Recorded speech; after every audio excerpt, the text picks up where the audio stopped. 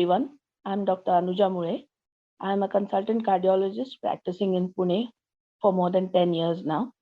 I deal with clinical as well as interventional cardiology. Today, I'm going to be talking about ARB usage in COVID-19. Now, first of all, why have we picked up this topic? One, ARBs are a very widely prescribed drug because of the massive prevalence of hypertension in our society. And second, for the last 2 years, we have been seeing an outbreak of the coronavirus, which is now here to stay. So we need to know a few things about both these things so as to manage our patients better. So to date, the 2019 novel coronavirus, which is the SARS-CoV-19 virus, is a major concern for the scientific community, and to treat it with medications for ongoing other diseases also becomes a situation and a challenge in our day-to-day practice. So following a rapid increase in the cases of COVID-19, a lot of studies were undertaken with respect to all the drugs that are available. And several observational studies were done to identify the possible risk factors for infection and the poor outcomes related to that infection. Diabetic cases were reported among 52 critically ill patients. So as you can see, more than 1/3 patients who are critical have diabetes. So risk factors play a major role in the poor outcome of COVID-19. So also hypertension was identified in almost 25% patients in a study which was done with about 1,000 patients by Guan et al. Another study which showed 140 patients showed 12% diabetes cases and 30% hypertension cases.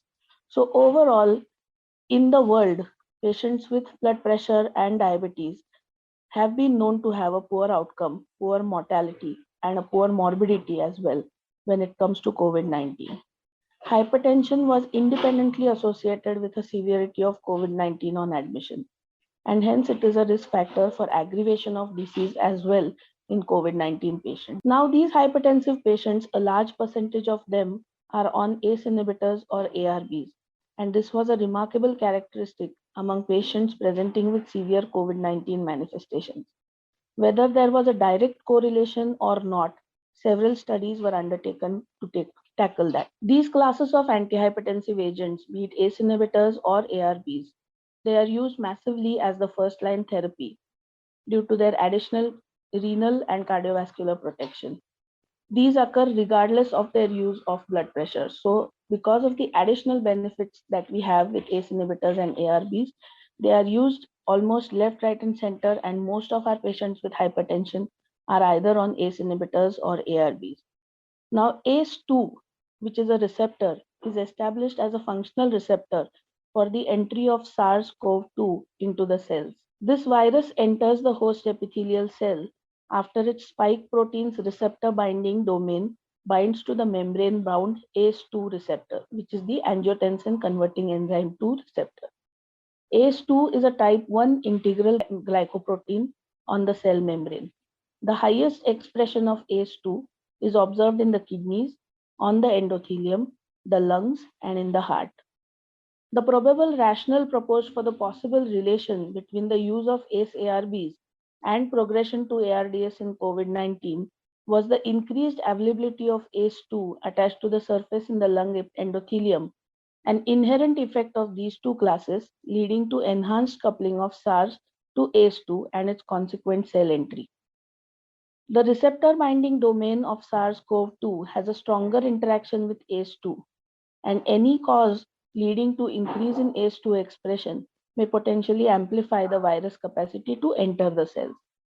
Distinctly, ARBs increase the angiotensin II availability since this class blocks its coupling with angiotensin II receptors, leading to a compensatory upregulation of ACE2 in the membrane. The cellular entry of the virus is followed by endocytosis and further viral replication, leading to subsequent release of the virus. This virus, after entry inside the cell, causes downregulation of further ACE2 expression. So the cycle goes on. ACE2 is responsible for the conversion of angiotensin II to angiotensin I, which is an inactive drug. Downregulation of ACE2 results in unopposed action of angiotensin through its AT1 receptor. Now, ARBs, which are the angiotensin receptor blockers, oppose angiotensin 2's action by blocking the synthesis and the receptor. So, ARBs may also cause expression or rather overexpression of the soluble form of ACE2, which intercepts the binding of SARS-CoV-2 virus with the membrane-bound ACE2, thus inhibiting viral entry into the host cell. The new data, which was published in JAMA Network Open, shows that after adjusting for multiple variables, COVID-19 patients treated with ACE inhibitors and ARBs had a significantly lower risk of death and severe adverse events, which include the need for intubation, ventilation, ICU admission, as compared to those not receiving the RAS inhibitors.